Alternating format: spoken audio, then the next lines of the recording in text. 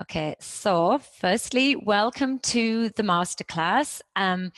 It's aimed at fat loss over 40, and it's a fairly generic title. But I thought I'd just maybe give you a little background of why I've started to do this. And you ladies, if I think most of you are in the Menopausing So Hard group, and I reached out and just asked, what was one of the main issues you're struggling with over 40, and gaining weight was one of the big ones. And it's been difficult for me to sort of broach this subject because I want to stay true to my beliefs, and my beliefs are we should celebrate all women, no matter what shape or size. And our ultimate goal for all of us should be to have mental and physical strengths, and to embrace those. And so fat loss as a goal for somebody might not be a goal for the next person. And so where I'm coming from this is that I'm expecting that you want to talk about fat loss. I'm not saying that you have to lose weight. So that's always going to be a personal decision. And so knowing that that's the purpose of the webinar, the podcast, then we can, I've got so many different forums. The purpose of the masterclass, we can move forward. So maintaining, restoring, creating health and happiness in our lives isn't judged by how we look and how much weight gain we've made over the menopausal period, but it can impact it, right? And it can have impacts on our self-esteem and on our general well-being and outlook on life. And so I'm going to address everything through here. Now, what I wanted to talk about is what this masterclass was and what it's not. So first of all, what I'm going to try and do is give you education, knowledge, and strategies that allow you to make good decisions and give you the autonomy to make better choices moving forward. And what it's not is, it's not a quick fix, and it's not based on restrictions, and it's not a meal plan. And there's a reason for this. And I actually wrote something out, and then my good friend Georgie Fear, who I'm sure you've listened to some of her work, or maybe on my latest podcast, she came up with something, and I just thought I'd use her words because it makes so much more sense.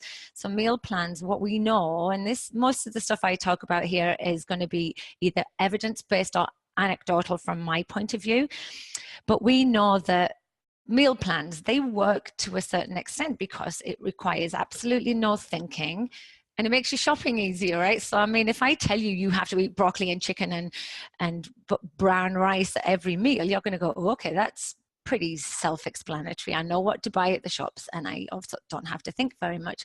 But what it does take away from you is any flexibility. And especially in our 40s, we have our good days and we have our bad days, and we don't always want to be told what to do either. And so on those bad days, when you really don't want to stick to a meal plan, you need to be eating more intuitively, just eating for how your body feels that day. And so by creating that inflexibility of a meal plan, it makes it unsustainable. And you've also got the monotony of eating the same foods all the time. I always feel that meal plans are very boring. Oh, by the way, can we also just stop and look at how cool I look in my headset? I feel like either Madonna doing this, or I feel like a customer service rep. Anyway, back to this. I have written notes because, short-term memory loss and everything. And so meal plans, if you're told when to eat and what to eat and when to eat it, chances are it's going to cause you stresses because you might get hungry. And the worst thing you can do when you're really, really hungry is deprive yourself.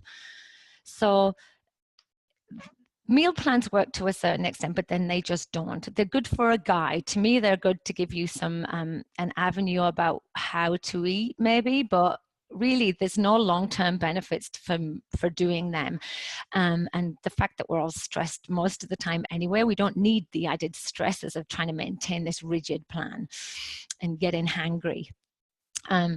Restrictions on foods, like me, if I was to say to you today, don't eat this because it's bad, and don't eat this because it's harmful to you, it's going to, we know that type of advice can cause problems with binge eating and stress levels and psychological issues. And so we want to sort of avoid that, right? The research tells us it really doesn't work.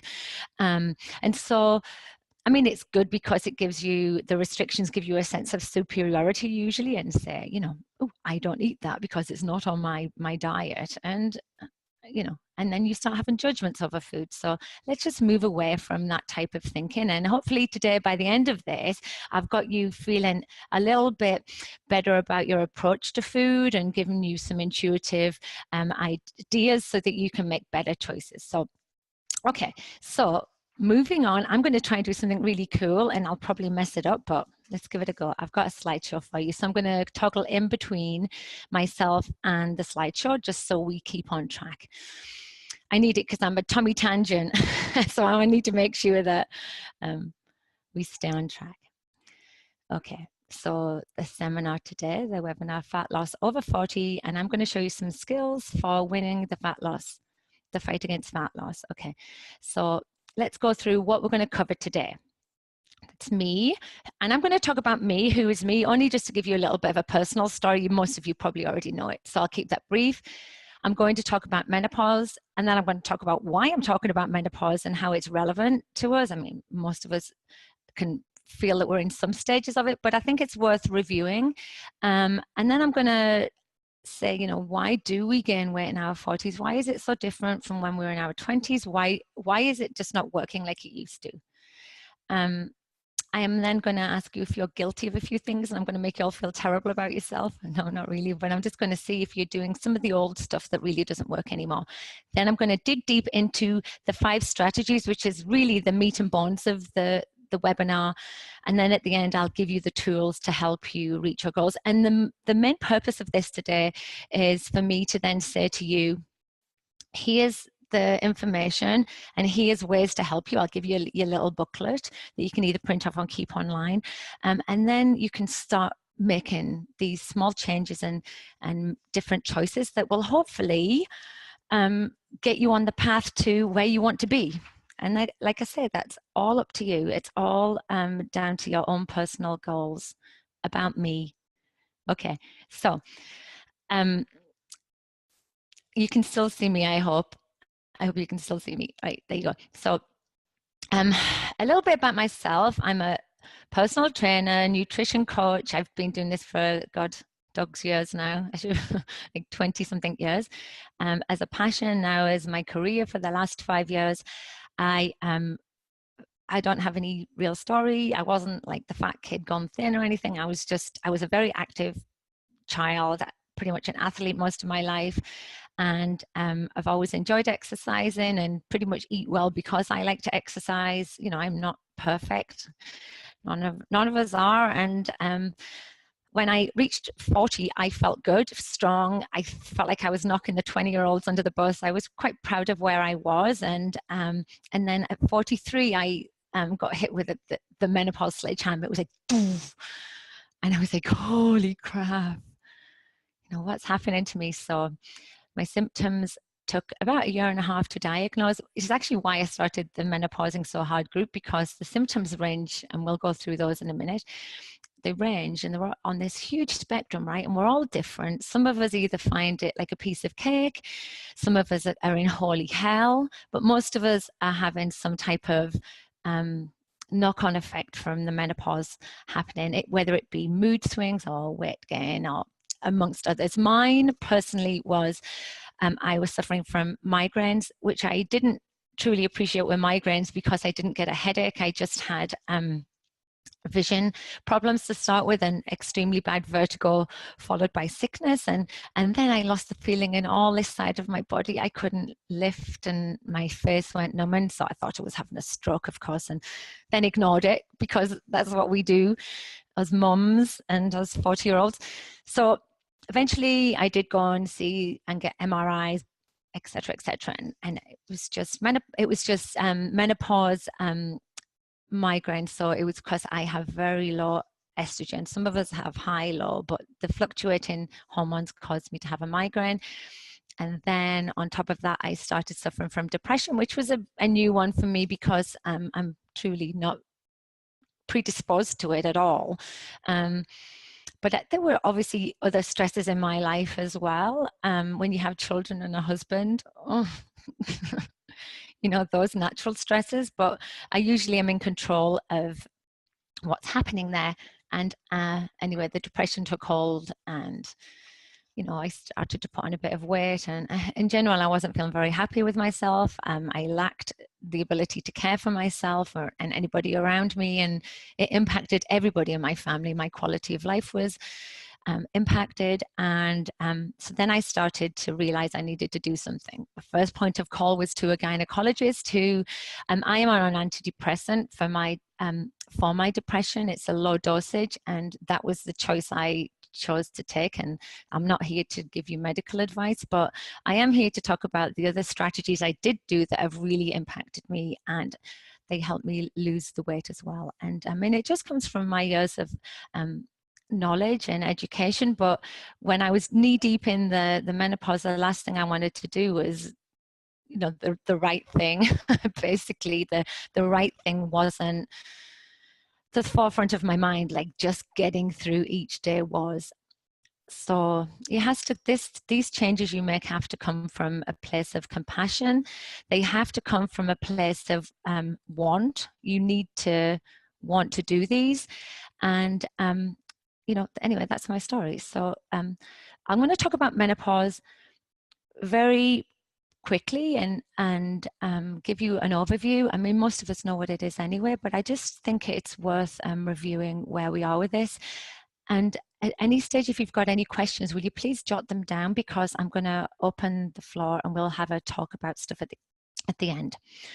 Okay, so we've got the 3 stages of menopause. We've got perimenopause, menopause, and postmenopause, and I'm just going to talk about them as on the spectrum as menopause.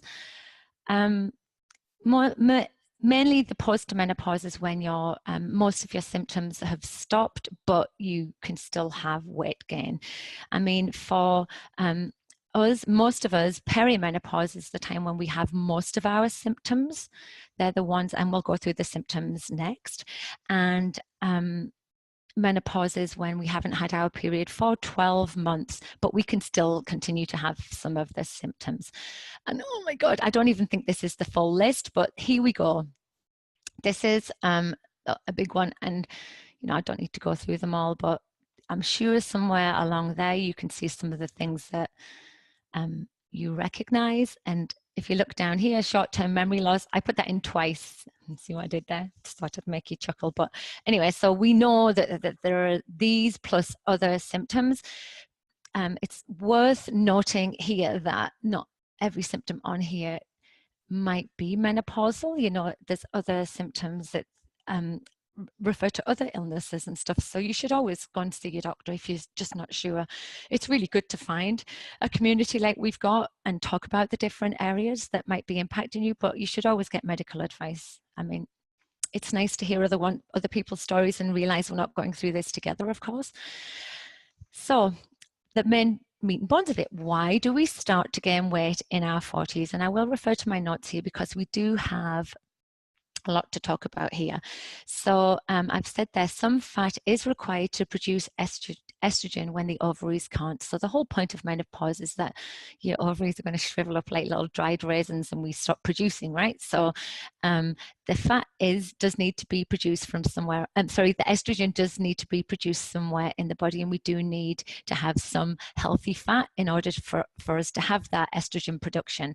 So some fat gain is inevitable, but obviously we don't want too much, because then it can start impacting our other parts of our life. We don't want to get put on so much weight that we're opening ourselves to other diseases like cardiovascular, diabetes, or obesity. So when we go through menopause, we have these fluctuating hormones, and sometimes the estrogen's high, sometimes it's low, sometimes the progesterone's high, sometimes it's low. It's different in everybody.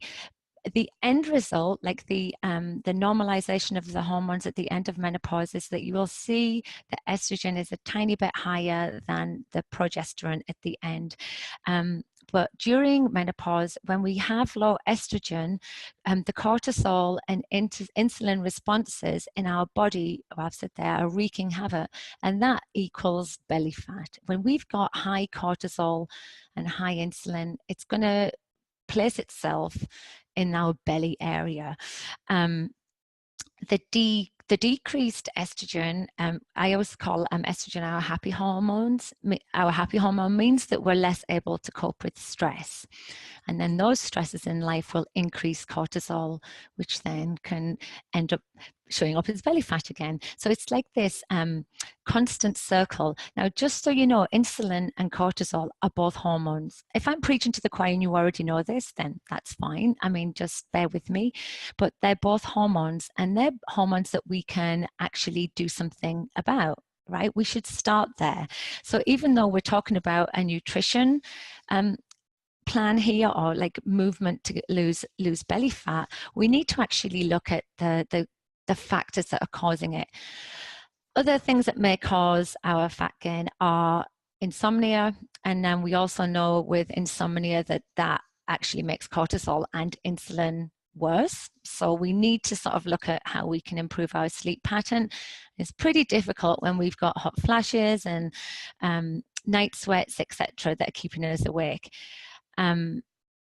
Lack of self-care, poor nutrition, lack of self-care, that's a really big one to deal with. But what I'm talking about there is just the negative factors that we, and it sort of ties in with the next one, the negative factors that are impacting our lives, like the way we talk to ourselves, the way we view ourselves, the way we don't hold ourselves in high esteem.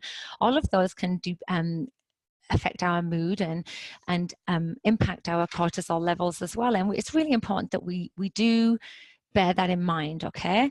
That all of these can impact the whole picture. The whole picture can result in fat gain. And that's where I come from this. I come from this from the outside looking in.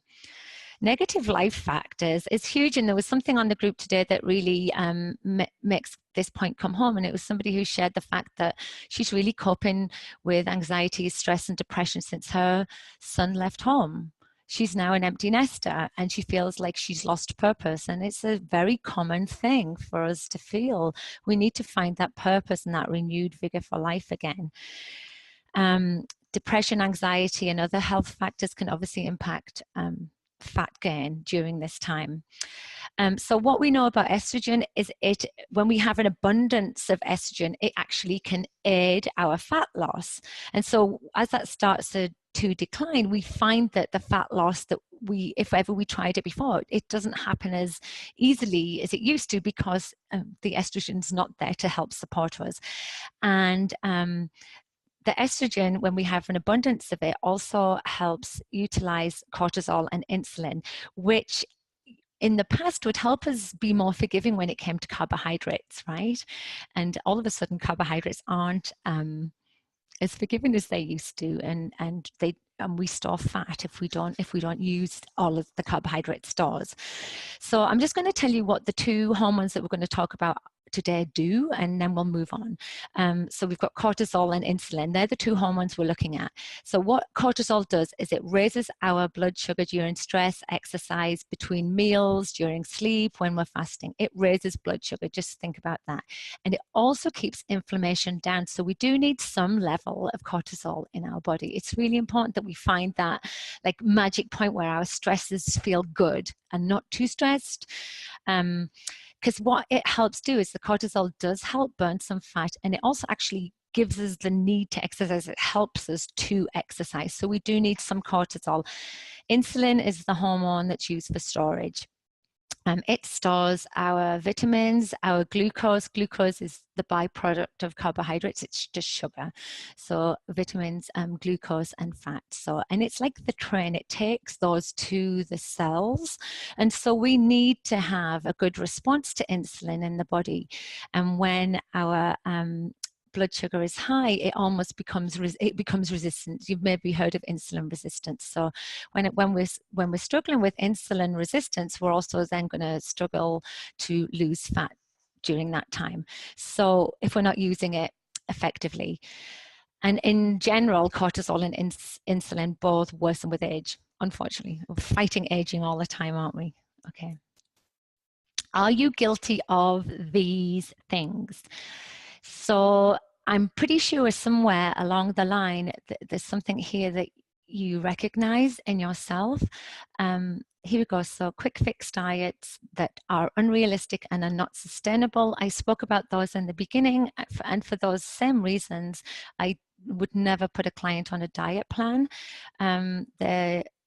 They can be more harmful than ever, and we're past that stage now, ladies. We're at the stage now where we just need to do what's the best thing for our body, and that is looking long term. It's playing the long game. It didn't happen overnight. The fat gain didn't happen overnight, and it shouldn't go overnight.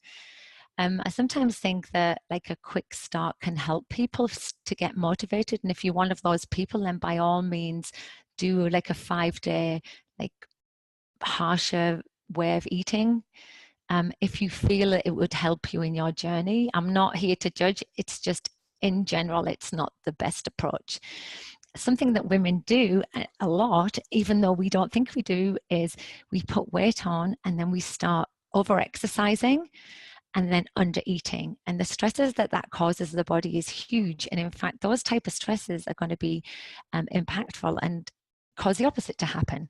So we actually need to start eating optimally, and then obviously exercising intelligently, which we'll talk about as well. Do you avoid lifting heavy weights? I hope not, because I tell you all the time to lift heavy things.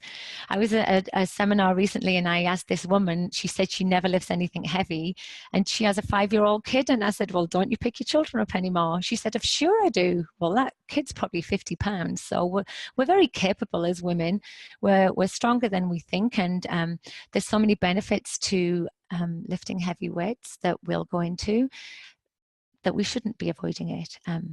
Not embracing the aging process, that's a very hard one. And every time I look at my face and see all my wrinkles, I just sigh a little bit. But then I think it's okay to notice that we're aging, but there's no need to shame ourselves about it.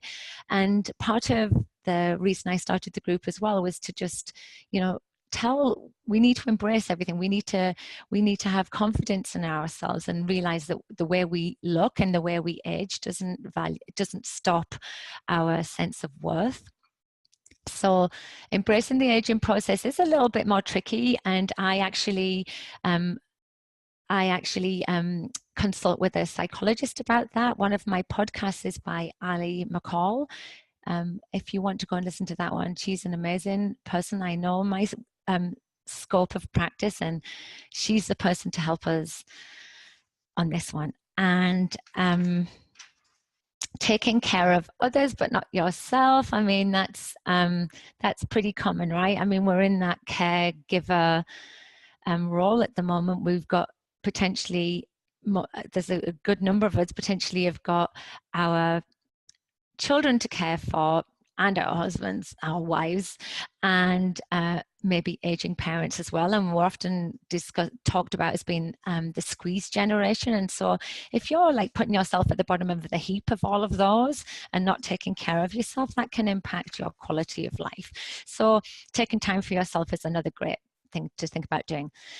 So now I'm going to move on to the 5 strategies for fat loss. And before we go into them, I just want to talk about a few things. So there's so many places. This is such a big, hopefully you realize by now, this is such a big area to talk about that I'm going to try my best to cover everything today.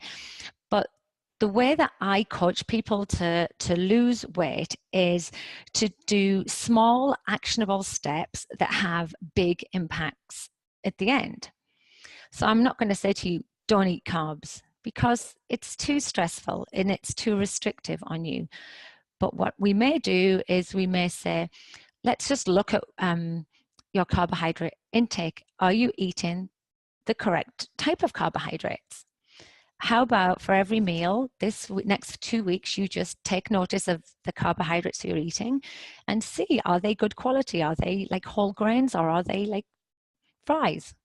Guess which one you should be looking to steer towards.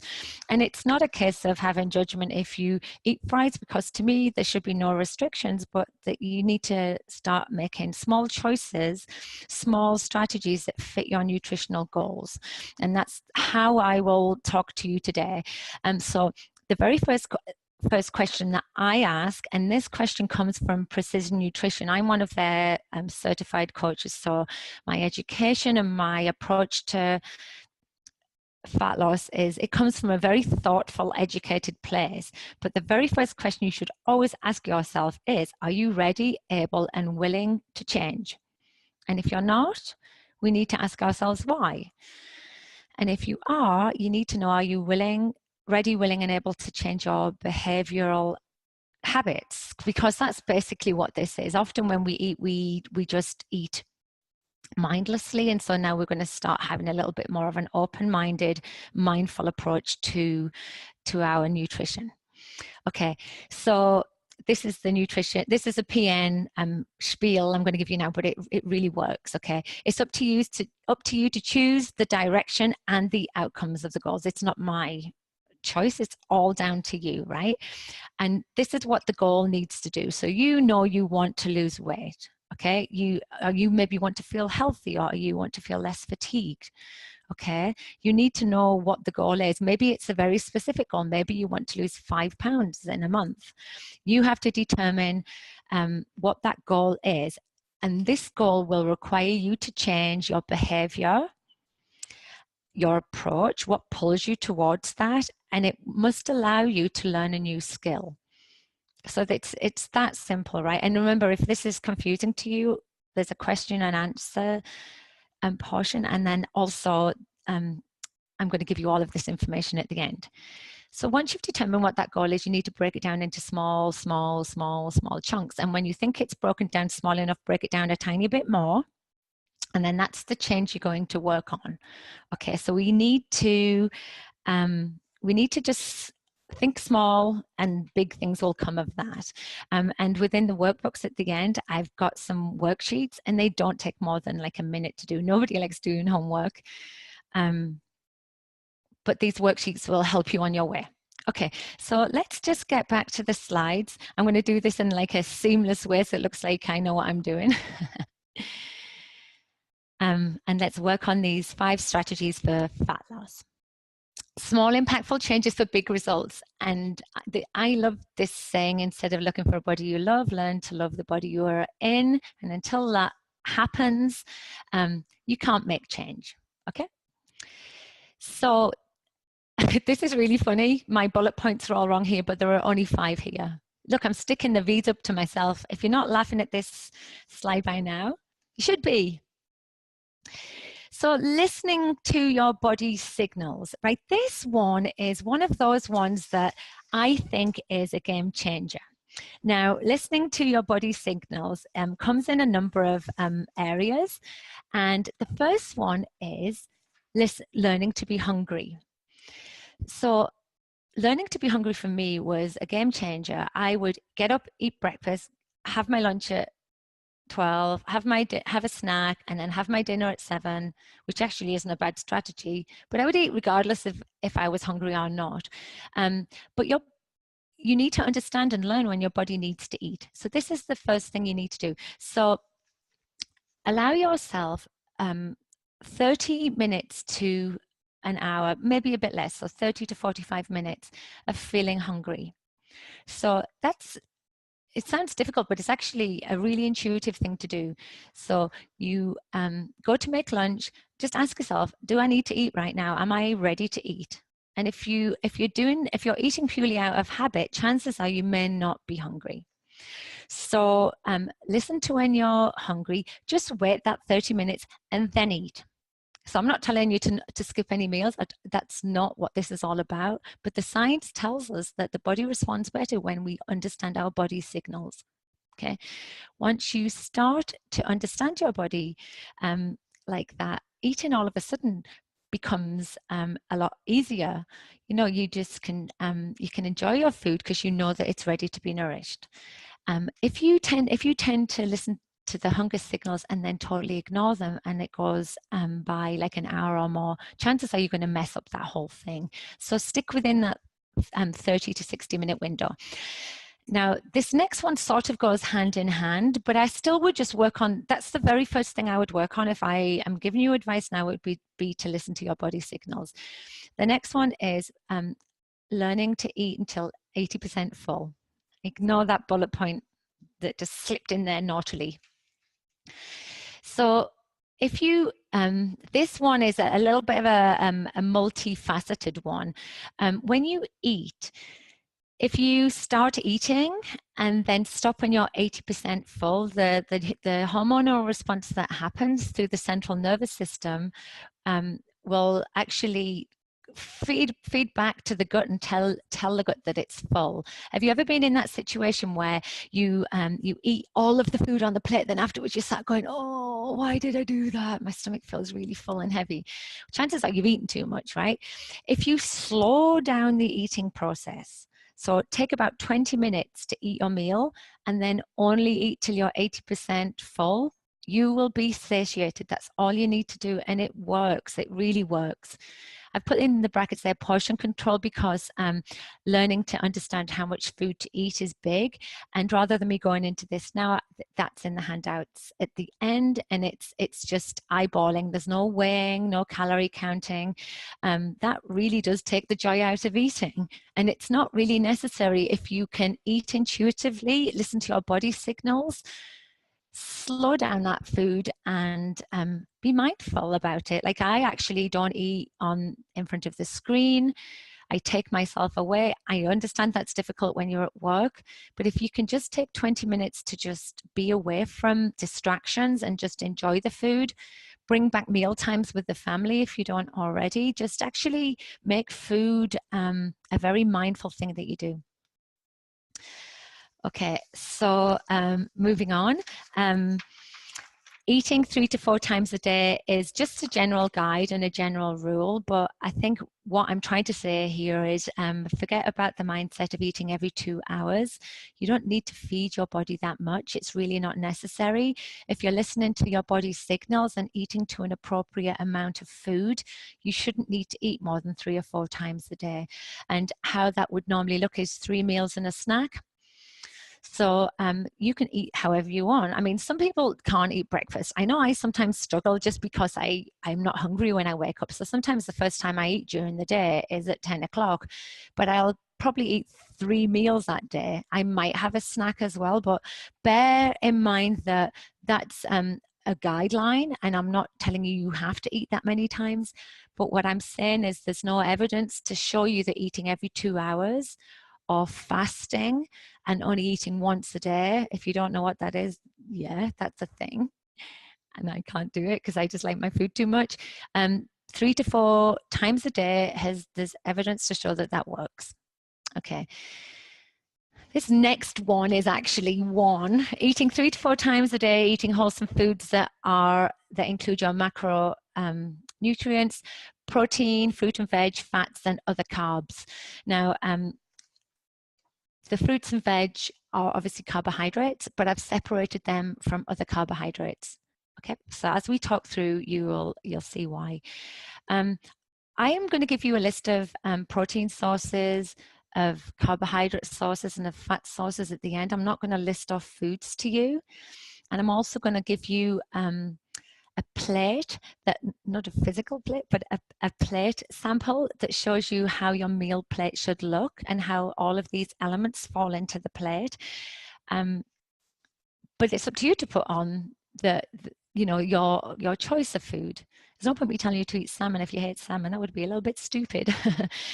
So eating wholesome foods, proteins. The proteins are made up of amino acids, and they're our building blocks. I mean, we all know that we're not going to get guns if we don't eat our protein. I'm assuming you're all smiling as I'm talking away.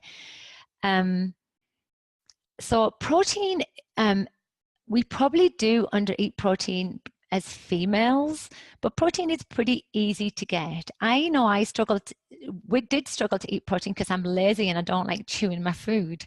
So I don't like eating like beef and meat and stuff so much, but I'll eat chicken and fish. But there's so many sources of protein out there. It's actually quite easy to get in your diet, even if you're a plant-based eater.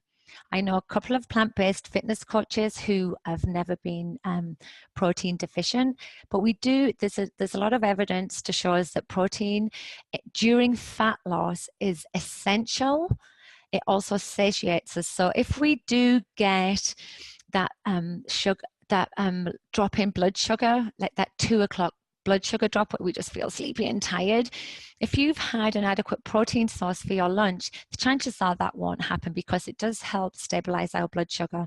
So trying to include protein in every meal, it should be something you should strive for as one of the habits. Now for me, what I will do is I'll take a protein shake, and that's purely, I told you, because I'm just damn lazy, and for breakfast I don't often like to eat, so I'll make a protein shake with whey powder in and some fruits and some veggies and liquid, and whey protein again has been shown to be beneficial in fat loss. If you don't have to have protein shakes, I'm not one of those like gurus that say you have to have whey protein, but it's just another option for you, okay? And about 30% of your calories should come from protein. Now, because I don't want you to dig deep into what calories look like, it's going to look about a third of your plate. Or for a woman, it's usually about a size of your palm, and that will be in the handouts as well. When it comes to fruit and vegetables, I put these together, and it's purely based on the work I did with Georgie Fear and Precision Nutrition and the evidence that's out there. It's very difficult to get fat eating too much fruit. And I get really tired of people saying, I only have one apple a day because it's got too much high sugar. You have to eat a lot of apples for it to match that of, say, a Snickers bar.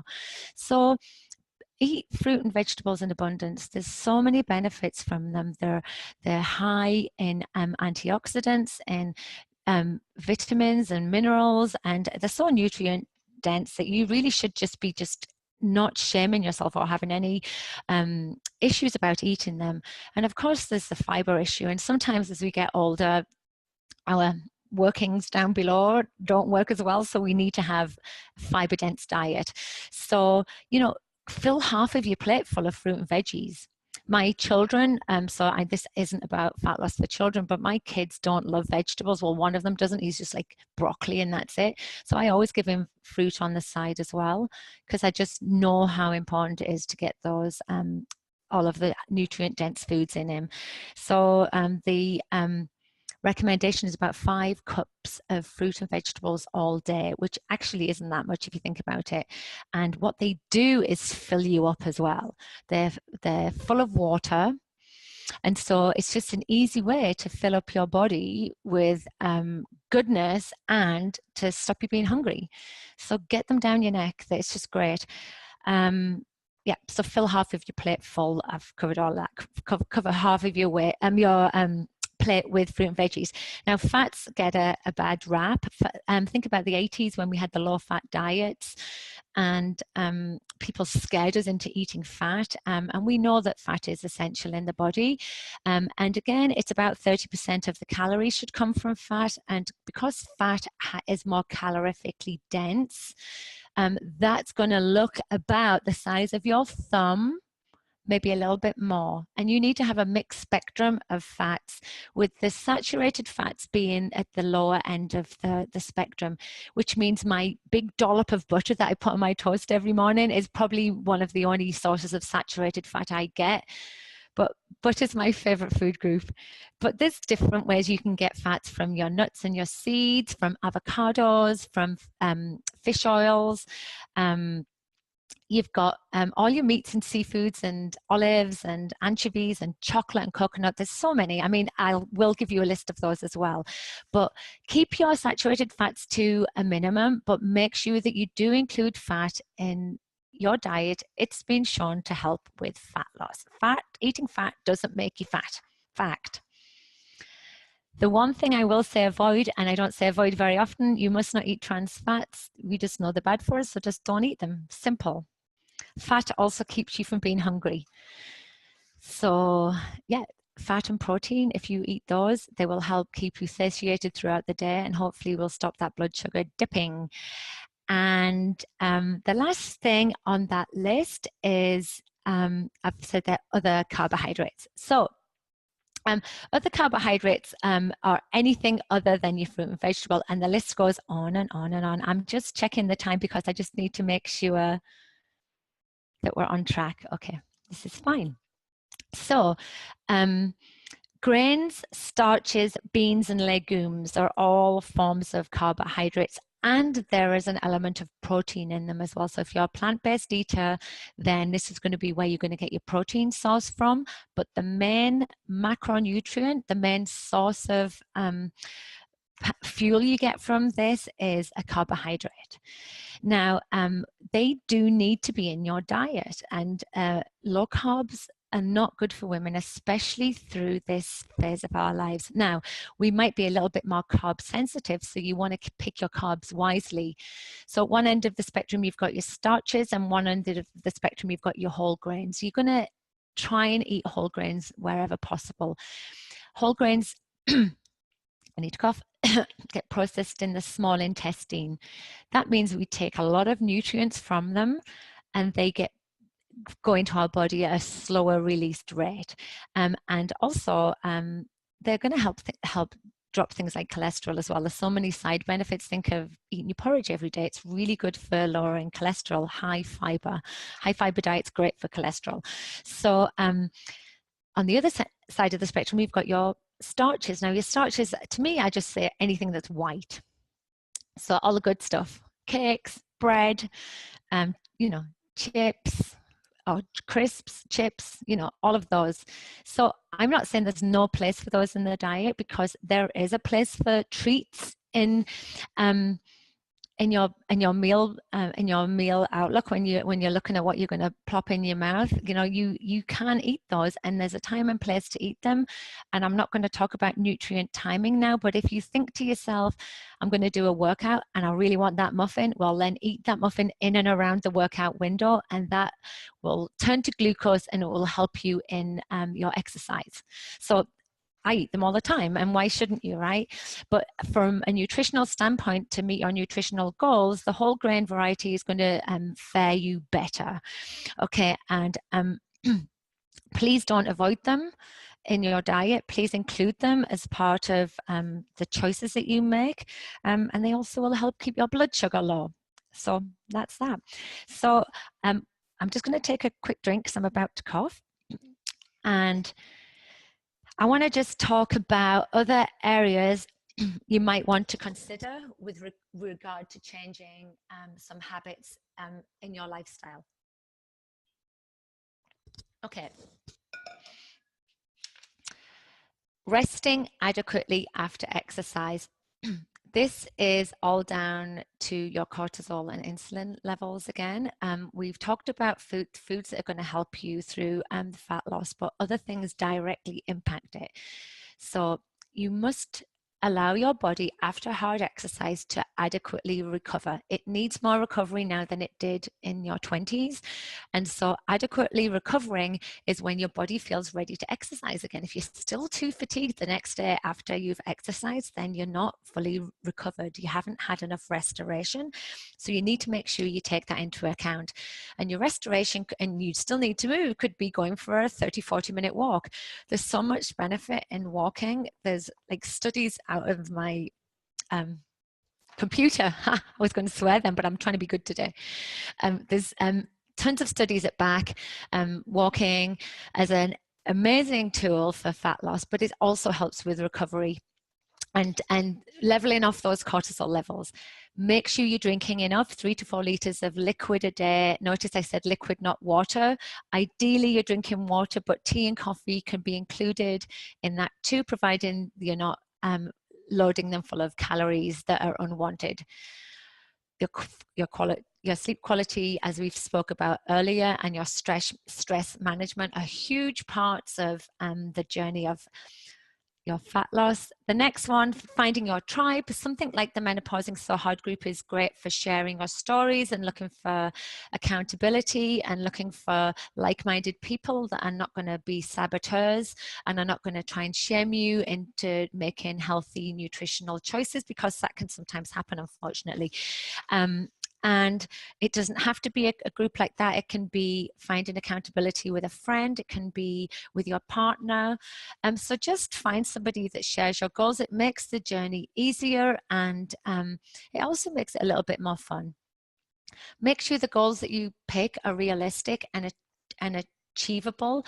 And when I say that, I mean that you have to have an outcome goal, which is the fat loss, but you have to have a procedural goal and a procedural approach to getting to that goal.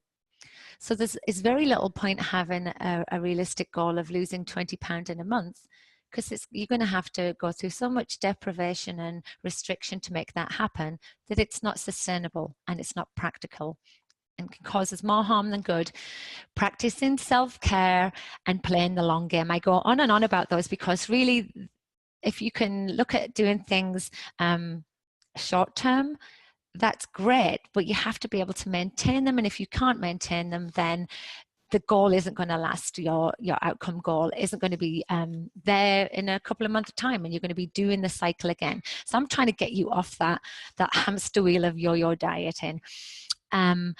Some things that I didn't talk about, right, is I didn't tell you what to eat. Remember I said in the beginning, I'm not going to tell you what to eat, but I am going to give you so much information to go back and digest and read on your own. And that's about really good quality protein sources, fat sources, carbohydrate sources, how that should look on your meal, on your plate, and what to do when you're eating out. This is actually an infographic from Precision Nutrition that I've just kept for ages, and it's so great. And it's like what to do when you're at the service station, what to do when you're in a restaurant, and just giving you tools to be able to cope with those strategies, to be able to cope with those situations, because the worst thing you can do is say, screw it, I've just gone to the service station and eaten a pound of beef jerky and chicken wings, I might as well just give up. There's always better choices you can make, and there's also ways to reframe those situations so you can just get back on, right? So there should never be any shame in the food we're eating. You should be able to enjoy ourselves. It's really important as part of the process. I haven't talked to you about eating treats, about alcohol consumption, but it should be a little bit obvious that if you drink a lot and you eat a lot of crap, it's not going to help your nutritional goals. But there should always be a place for that in your program. And this is the 80-20 rule. You know, the 20% is okay to sort of like be flexible on, but really it's just planning for them. And so that's another area that I haven't covered. And I've written down here, the problem usually isn't the food that you're eating, like the quantity of food that you're eating. It's usually the quality of food. So if you're living on junk food, even if you're only eating a little bit of it, it's not going to suit your nutritional goals. And so what we normally need to do is look at the fat loss from an environmental perspective. So the people that you surround yourself with, you know, are they going to come on board with you? Can they match your nutritional goals? Where are you going to eat for lunch? Is there something you can do if it's not at the environment around you at work? If it's not suiting your goals, can you take a lunch in? Can you make better choices? Emotional, I haven't really spoke about the emotional component. Are you eating because you're not satisfied in things with something in your life? And you need to really look at addressing those in equal measures to your nutritional goals. Are you ready, willing, and able to make change? And if it's change that needs to be done outside the realms of me, like if you need help psychologically, then you should think about doing that, because it's been shown again, it can really help getting rid of those past demons with your weight loss goals. And then the other side of it is habit. If you're habitually walking to grab that cookie because you've made a cup of tea, maybe don't have those cookies in the cupboard because you're going to reach for them. One of the people I follow, his name is John Berardi, and he's written a law of nutrition, and I just think it's pretty relevant here. If food is in your house or possession, either you, someone you love, or someone you can marginally tolerate, we all have one of those, they're going to eventually eat it. But if a healthy food is in your house or your possession, either you, someone you love, or someone you can marginally tolerate will eventually eat it. And so, like, look at your food in the house and just think, do I really need that in there? Is it necessary? and maybe have a little rummage through and maybe do a little makeover in your kitchen. That can usually help resolve any of those issues. So I have created a care package for you ladies. So I'm just going to go back to the slide and show you what you're going to get. And then I'm going to open up the webinar so that you can ask me some questions, and then I'll tell you where to go from here. Okay. So your take home pack, I feel like it's like at a birthday party and I'm giving you like your loot bag. So it comes in this order, but I'm also going to give you instructions on how to use this. So the first one is 4 crazy questions workout, and it really basically is, are you just ready to do this? And then there's a little worksheet that goes with it. A food journal is often something that I recommend people doing, and it's just really to give you an awareness. I remember a story I had with a client who had been working with me for a year as a personal trainer and had been consistently eating well. I mean, we didn't track her food or anything, but and bearing in mind, if she tells me something, I'm going to believe it. She consistently eating well, and she couldn't make any losses in her weight. And so I asked her to do a 3-day journal. And it turns out she was drinking a bottle of wine every night, but didn't really count it because she was just making dinner. I mean, I know we all do it. And, but that basically was stopping her on her ability. She was plateaued. There was nothing happening. And so as soon as she reduced the alcohol and actually determined she was only going to have it on a Friday and Saturday night, guess what? The weight started falling off. So there's normally something that you're doing. I mean, the science of nutrition hasn't changed much. You need to be in a calorific deficit. You need to eat more calories than you're expending to lose weight. Right?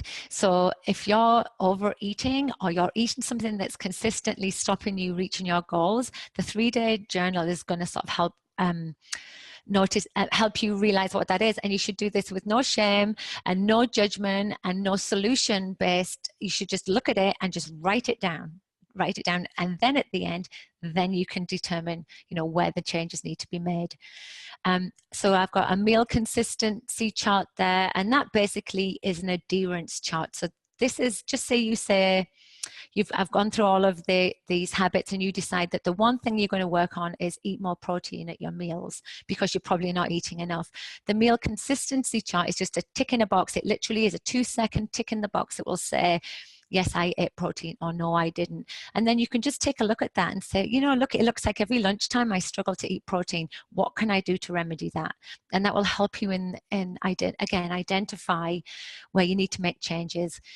And then there's the meal plate suggestion, the portion size suggestion, and it goes on and on and on. There's so many different things that you can do as far as this fat loss journey is concerned. And one of them, the hunger game, is, are you waiting until you're hungry? Did you wait, or did you just eat because you were supposed to, because it was that time of the day? And it's again, I bet you it'll be 1 meal a day that you tend to do it at. It just happens to be that way. I'm going to give you some ideas about different proteins, carbs, and fats that you can include in your meal plans, and even though I said it wasn't a meal plan, in your own meal plan. And then at the end, I'm actually going to give you access to a mobility sequence and mini band workout. And I have tons of workouts, but the reason I gave you this one is, one, if you don't feel like exercising, just doing something to get you mobile is so great. And the mini band workout, you can get those from the dollar store. I've seen them in, and it gets a little bit of strength work. Now, I have to apologize because before we go on the question and answer portion, I forgot to talk about strength work. And the strength work was one of the 5 areas that we needed. It was one of my 5 strategies. Sorry, I jumped the gun on that. There was too many bloody bullet points. It confused me. Now, the strength work is one of those things that's going to aid you, and you're going to yield quicker progress if you don't already do the strength work. And the reason we need to do it, and this is what I didn't go through, is when you do strength work, you build up lean muscle and you don't get big because we don't have high stores of testosterone. In fact, we're losing the small amount of testosterone we have in our body as we go through menopause. But you build lean muscle, it's metabolically active, which means that the food that you pop into your body will go straight to maintaining that muscle. If you have a greater amount of fat to muscle, fat is metabolically inactive. It doesn't need calories to keep it going. So if you can get that food to go towards the muscles in your body, it's going to use the fuel and it's not going to store it as fat. So as soon as you can start building up your body with, it's so important to me that, like, if you can do anything now, it's to lift weights 3 times a week. You can do body weight if you don't want to go to the gym, if that's outside your comfort zone, but really consider doing it as part of this journey. Not everybody can afford a personal trainer, so don't think you have to do that. There's lots of resources out there. I share stuff. There's people on the web that even if you just start moving, just find something to do. Go to a local boot camp, but find something that works for you. Not everybody likes the same thing, so find something that works for you. And you know that we need to have maintain muscle mass as we get older, because it starts to decline as we age anyway. So after the age of 30, they estimate between 3 and 5% of our muscle mass declines as we age. So we do have to try and maintain muscle mass to support our body, to support our frame. Also think about how it will impact you for osteoporosis as well as you move forward, right? So you need to protect our body. We need our joints to be protected, arthritis, you know, you can name it, goes on and on and on and on. Okay, so I am going to now come back over to the screen and I'm going to see if I can open up all of this to you and see how easy this is to work. I think somebody had to go. Is Treva there? Allowed to talk. So Jennifer, can you hear me? And I'm going to unmute you.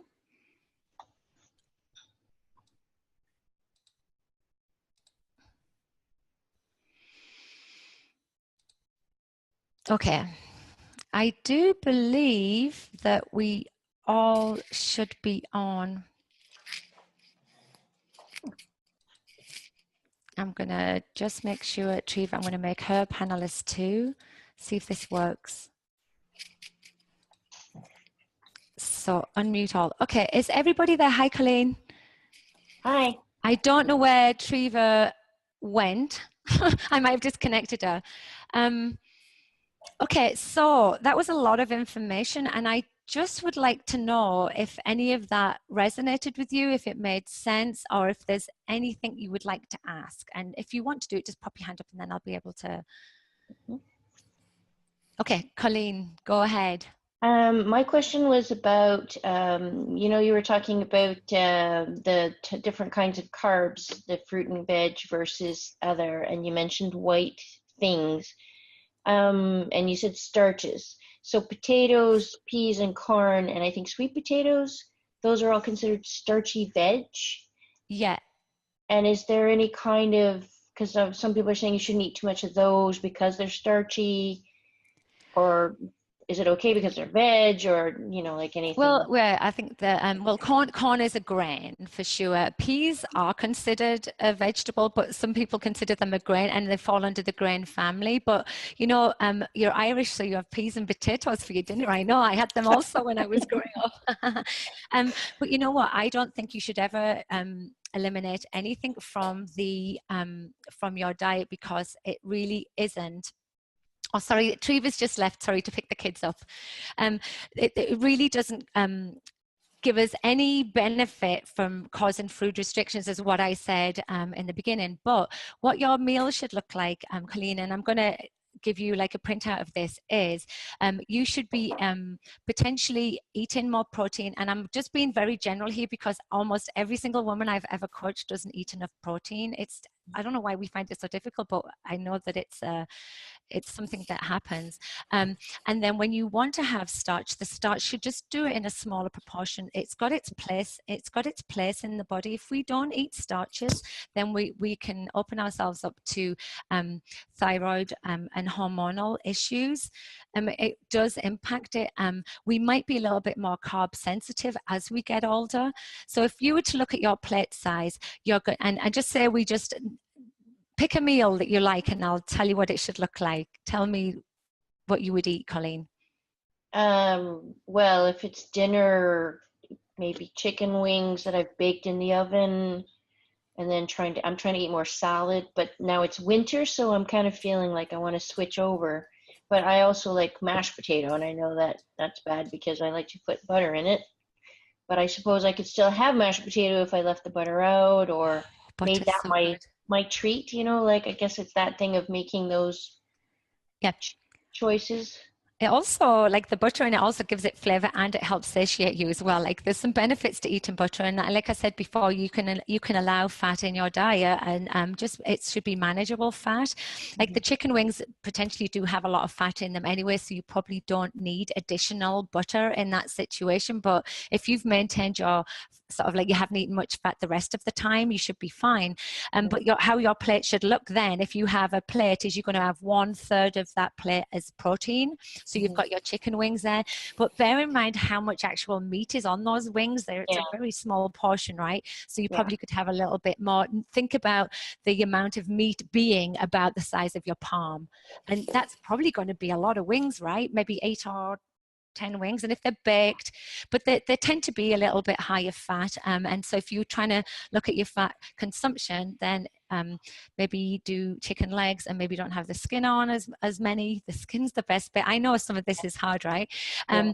And then for vegetable options, if you get sick of salads, and I know that it can be really hard, there are other options. You could roast the vegetables, you could do a stir fry with it. There's no reason why you can't still fill the plate up. Saute some of the greens like the collards or the kale with some seasoning is a really nice way to get some good nutrients in your body. And then potatoes do have the place. I have a starch on my plate every single night, and you should have a starch. And it's going to fill, I would say, about, I'm now doing all of my, about 1/8 of the plate, but maybe a little bit more, maybe less than 1/3 of the plate. But you can have starches on there. Your body needs the energy, and it goes into the system quickly. Things that probably don't count as treats would be those type of starches, but the other ones that I would consider limiting down to a smaller amounts are other things like fried foods Mhm. and heavy sugar-based foods and alcohol, rather than these are still whole foods. A potato is a whole food, and I'm going to encourage you to eat whole foods. Mhm. So there's a place in it for you for sure. But I bet you that's not one of the things that's making you have any struggles. If we looked at the big picture, which is why that 3-day diary tends to be really a good eye opener. There's always something you're like, oh, every time I was picking on those snacks for my kids, it's the mindless type eating. Right. Does that help, Colleen? Yeah. Now it's just, when you get a lot of conflicting information, eat this, don't eat that, and blah, blah, blah. So then you kind of don't know anymore what's okay. But I think what you say, the healthy foods, it's limiting, like for me, it's the junk food that I have a tendency to eat too much of.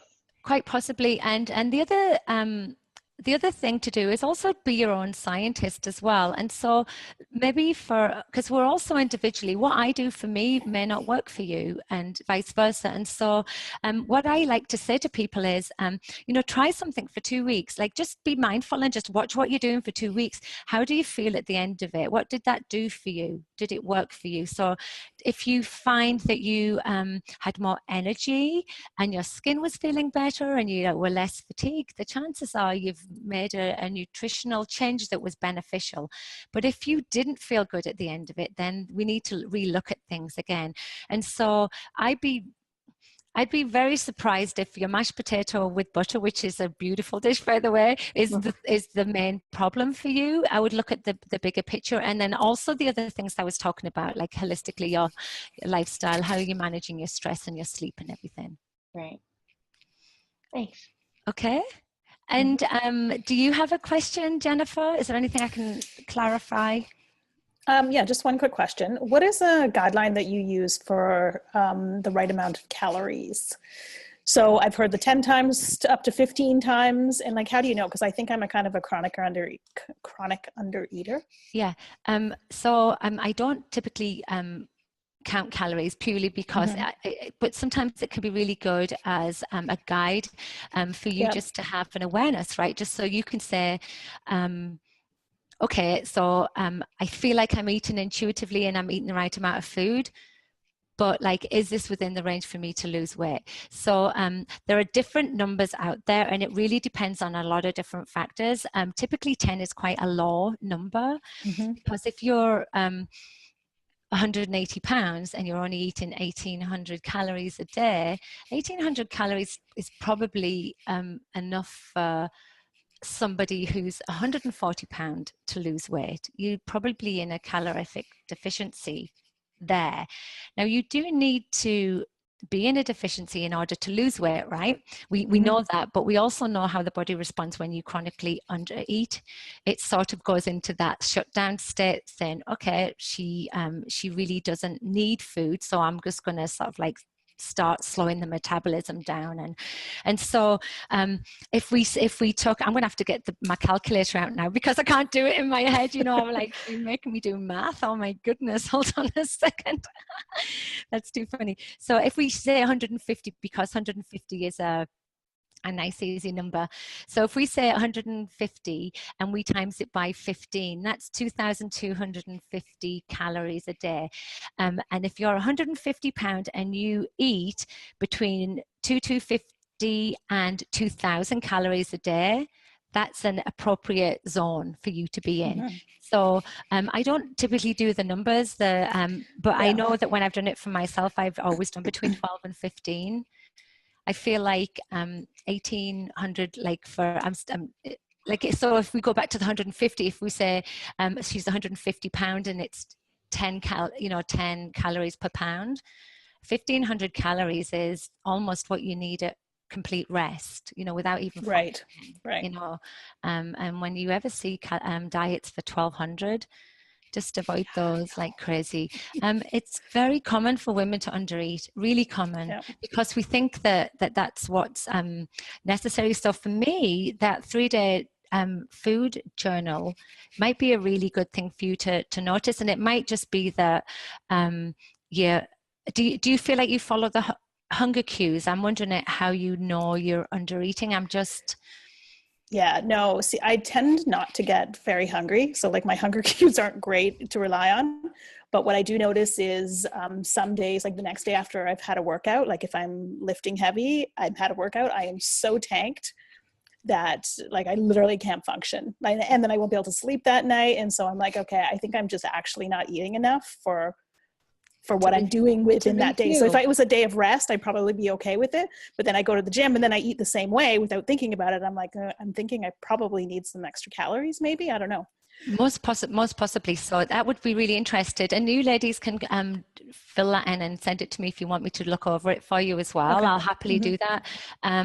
But yeah, chances are you are under eating, and especially if you're weight training, eating in and around the workout window is really important for you to refuel and restore the muscles. So as soon as you've finished your workout, I mean, the men have a little bit more leeway. They have like a 2 or 3 hour window, and women not so much. Most of our benefits from exercise happen in the workout window. It doesn't have the after effect. Well, you know what?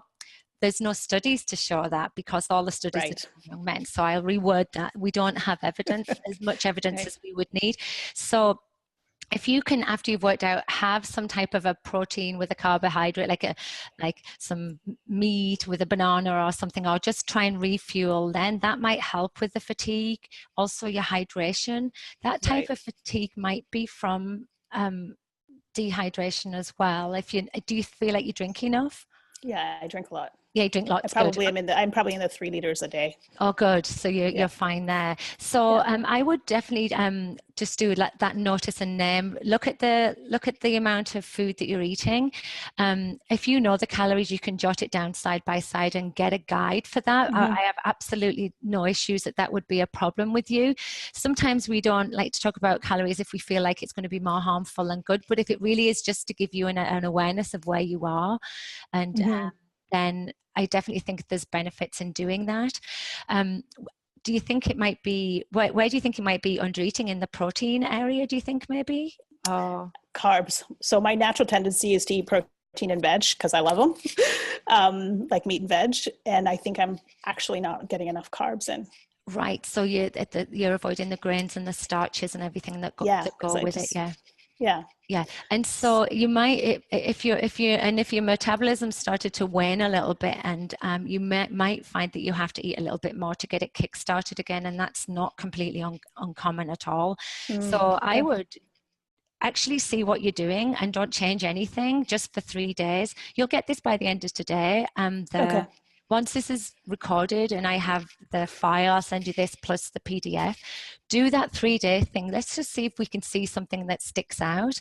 And from there, it might just be doing some small introductions into your diet, but then also maybe looking at how you schedule your workouts.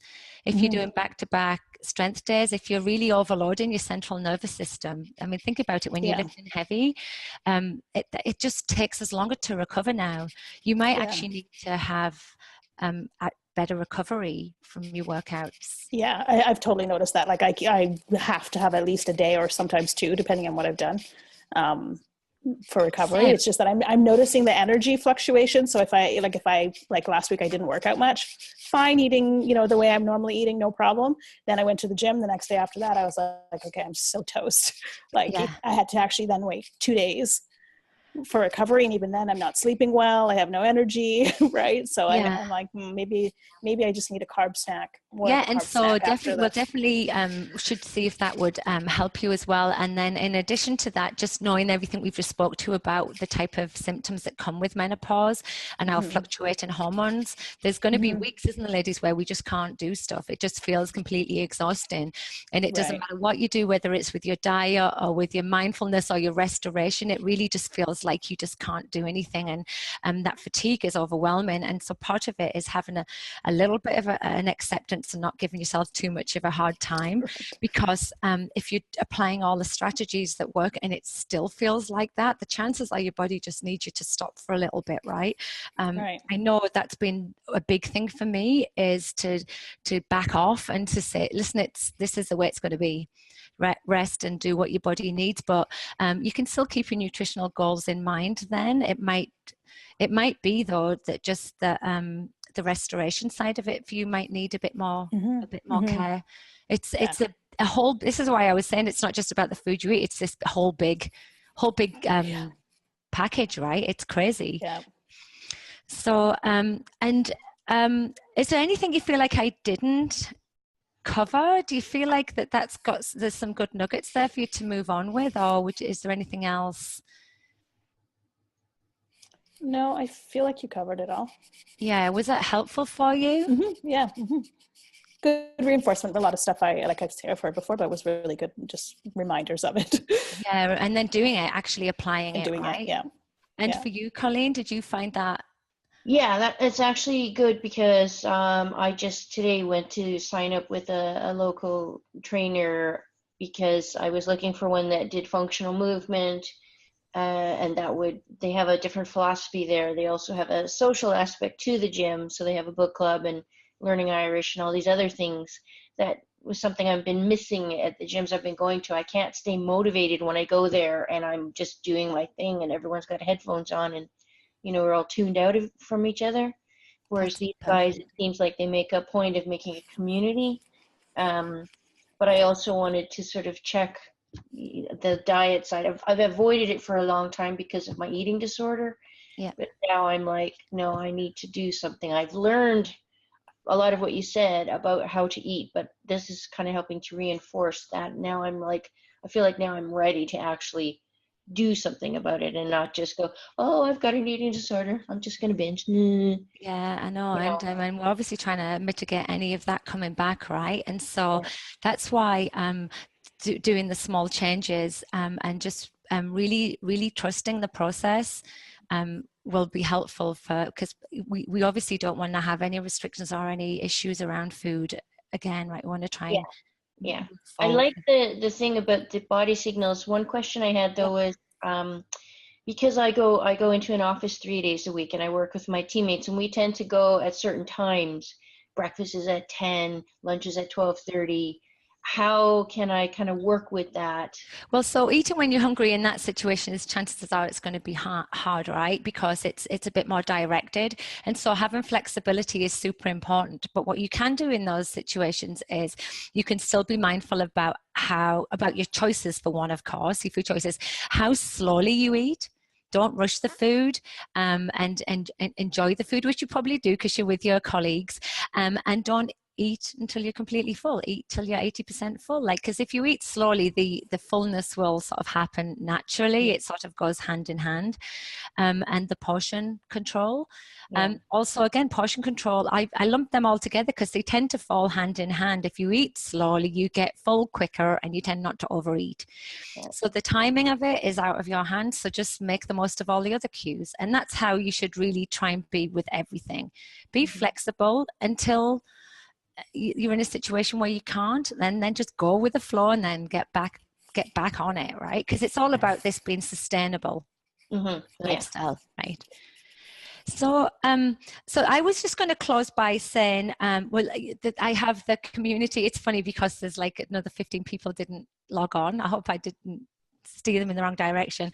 But there's obviously, if you want to join the Facebook community, to the other people who aren't on here, I love that community. It's a welcoming space where it's non-judgmental, and I just love the fact that everyone supports each other. And the other place for resources from me is my Fit and Chips newsletter, which you're probably already on. I know I sent a lot out last week. It's not usually my style. I normally just do once a week, and I try and give lots of free, valuable advice. That's the way I like to go.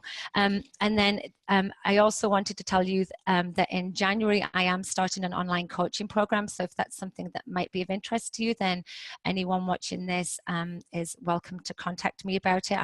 It's not a hard sell. I have enough people signed up for it, but what the program will cover is all of these elements of nutrition on a very full, big scale, like a large scale. And we'll be introducing habits every 2 weeks. It's for 6 months, though, the program. So there's a sense of commitment required. And I will provide all the workouts for the whole 6 months, and every month you will get a set of 3 workouts. So that's one of the main benefits of it.